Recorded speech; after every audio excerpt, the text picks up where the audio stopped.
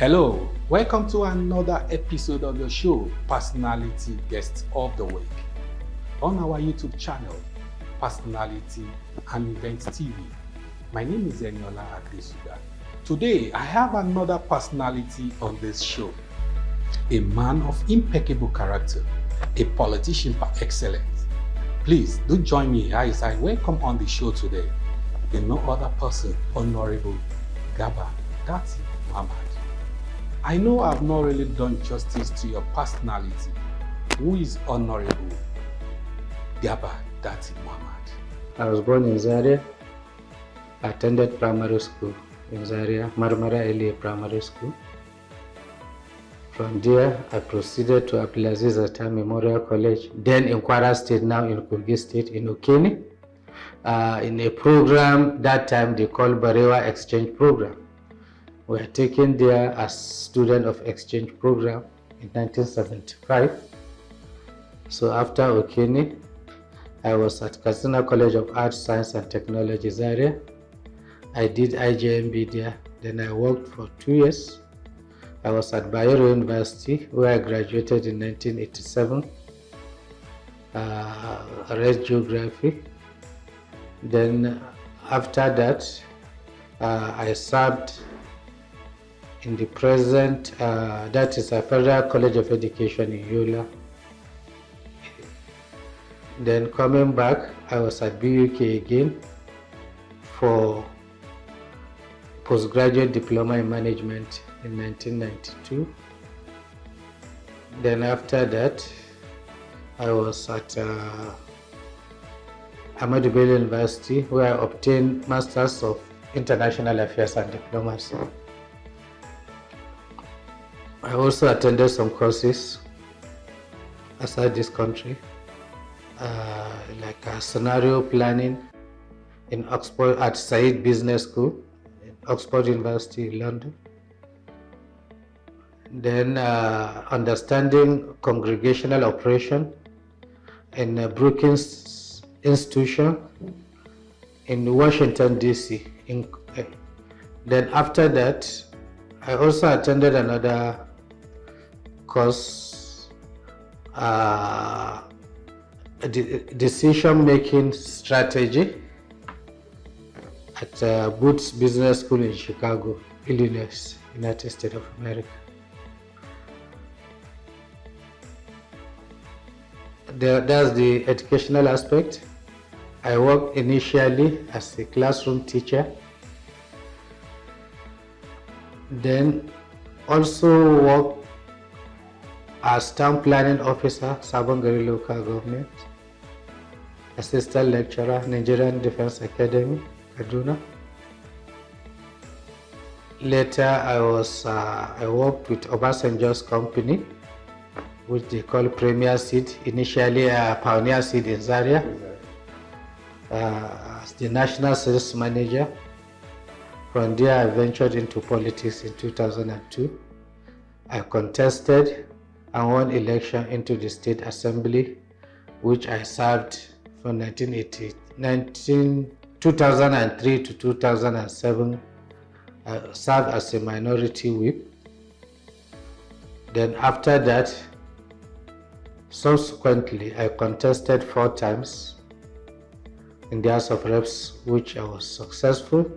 I contested initially from All Nigeria ANPP. For ANPP, I contested under CPC in 2011. In 2015, I contested under APC, and 2019, and even 2023. So I was successful in 5 elections, and I was not successful in the 6th one. But one important thing is that I have the honor, I have to thank the Almighty for giving me this rare opportunity, which I contested 4 times as an opposition member. And we were successful. God gave us that victory in those elections. Sir, what really motivated you to go into politics? Well, I always have passion for politics. I followed politics even as a kid. Even as a secondary school student, I used to buy newspapers. Even when we were at school, I go to library. That's my area of attention. So I was so interested in what happens within the country, even as a kid. And so I've been following political events closely. So, and that's how I developed interest. And secondly, I'm also interested in leadership style. I followed how the military, I've read a lot about other climes, how politics takes or leadership takes place. So these are some of and the most important thing, my motivation in politics is to serve, to bring development to people I'm representing, which I'm sure I did very well. I don't know how to praise myself, but I have to say it. Yes. Thank God for giving me this rare opportunity. People have been voting for me continuously, and I think we have made significant achievements. So we have made significant achievement, and we have made a what will I even call it? So we made so much progress. We brought a lot of development to the community we represented, and I'm sure we represented them very well. That's why continuously I've been getting their mandate. Sir, what can you identify as some of the achievements in terms of provision of dividends of democracy giving back to your constituents? One of the most important things in my journey in politics is that I'm more interested in progressive politics. I'm interested in the welfare of the people. So that's why my attention as a member has always been, how do we empower people? How do we bring succor to our people? So we have done a lot, as you said. We did a lot of empowerment, we brought a lot of things, but the most important one, the one that will continue to resonate in my mind forever, is that free medical outreach. We have done it, at least up to the time I left, we've done it 9 times. And the impact, I've not seen anything that has impact, real impact on the people like that medical outreach. Because in the first instance, nobody goes to that program unless he's sick. And what we do, we make sure there was no discrimination in all these programs. No discrimination along party lines, no discrimination because at the initial stage, when some people came from outside, they said they are not going to treat them, I have to intervene. I said, no. Whoever comes here, regardless of party, regardless of tribe, regardless of religion, regardless of any other thing, please treat him. Because nobody will just come without having some form of sickness. So that's what we did, and the thing really impacted. Because what I even come to realize is that a lot of people are just dying in silence. You find out that somebody cannot purchase medicine of 300 naira or 500, talk less of when you talk of 1,000. Some will just be there frustrated in their room, they'll just die with frustration. Some, you see, they have problem with them, they don't have money for the operation. So what we did, there is surgery in that free medical outreach. In each of the free medical outreach we did, our target has always been between 6,000 to 7,000. And this includes OPD, outpatient department, people that come with fever and other things. Those are the ones that constitute the majority. Then you have people that come for surgery, different surgeries, both minor and major surgeries. They do it free of charge. Then there is also this surgery for cataract. So we have done a lot within these 9 free medical outreach. At least more than 3,000 people were operated upon that surgery. Then for the eye surgery too, I think we did more than 2,000 in all. Then we give, in each of these occasions, we give out glasses, minimum of 2,500 in each of these occasions, free. Then all these tests and other things. So this is one aspect that I found very interesting, because all these people with cataract, you find out that some, because of just 1,000-2,000 medicine, they just become blind. So a lot of people that were blind before cannot see, now can see. So this is all my life in politics. Bearing any other thing, this is the aspect I cherish so much that I'll continue to remember. If I have the chance all the time, I'll do, because these are the real people that need assistance and need help. So this is why we have this program. We call it Personality Program. So if I may ask you, how was your growing up this like? I'm from a very humble background. And I lost my father at a very young age,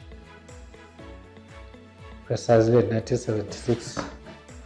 But my mother really strived to make sure that I have good education, and she did her best. And that's what even molded my future thinking of how to support people who have gone through what I've gone, to support the downtrodden, the people that don't have such privilege. Although in our own time we are very privileged. Like myself, after primary school, the Okena I went as a student of exchange program is a form of scholarship. Then even when I was in the university, luckily for me, I was a sportsman. I played football. I was paid that time. We played for Fiat Football Club of Kano. So we are paid. So I did not suffer as a student because I was far better than. Even though what they are paying us that time was just a small amount, 120 naira per month, but it's enough to keep you, to feed you, to do everything for you at that time. So all along, I have nothing to say than to thank the Almighty Allah for making things to happen the way they happen. On a final note, sir, where do you see Nigeria in the years to come? Well, Nigeria 63, we have our positives, we also have our negatives. We are still in the process of nation building. We should have gone far more than where we are today. But we are not, the situation is not a hopeless one. If you could recall, I think at the time of independence, in Nigeria, I think we have just one university. That's the Master of Ibadan. At the time of independence, 1960. I think other universities came. But today, in Nigeria, we have almost getting to 200 universities, both public and private. So we cannot say we have not moved forward. Here we are sitting here was a jungle, a bush. Today is Nigeria Federal Capital. Huh? Yeah. So there are many things. Nigerians all over the world are making waves, are making impact globally, both academics, in sport, in any other aspect of human endeavor. We see Nigerians excelling. And although the major issue we have that retarded our growth, I think, is this issue of corruption, which is a major issue. Then I think the way we can go forward is to go back and revive places like Ajaokuta Tiroli Mills. Because I could remember when we were in Okene, the first batch of Russians. So it gives Nigerians a lot of hope, because it's the same time the Indian Steel Company was established with the same Russian company that built Ajaokuta. They are the ones that built that of India. That of India today is one of the best. Why is our own not working? I could remember when Aminu Shehu Shagari was the chairman of Committee on Steel in the 6th Assembly. He went to his father, who was the then former president, Shehu Shagari, to ask him, who started this project. It was during your time that they built this. So what happened that this thing is over? And he told him clearly. He said, the Western Europe told him clearly, we are not ready to have another Japan in Africa. So that's why all the sabotage, we have to surmount the courage to take our destiny by our hands, to look for the right friends to help us develop, revive all these things. Look at the Chinese building railway today in Nigeria. But all the steel they are bringing in, they bring it from China. And the projection by United Nations, by 2050, Nigeria will likely be number 3 in the world. This is where we are going to draw the curtain for this week's episode of your show, Personality Guest of the Week. And to my guest for today, sir, thanks for coming on the show. Till I come your way again, same time, my name still remains Eniola Adesuba. Like I do say, stay out of trouble. Nigeria shall be great again.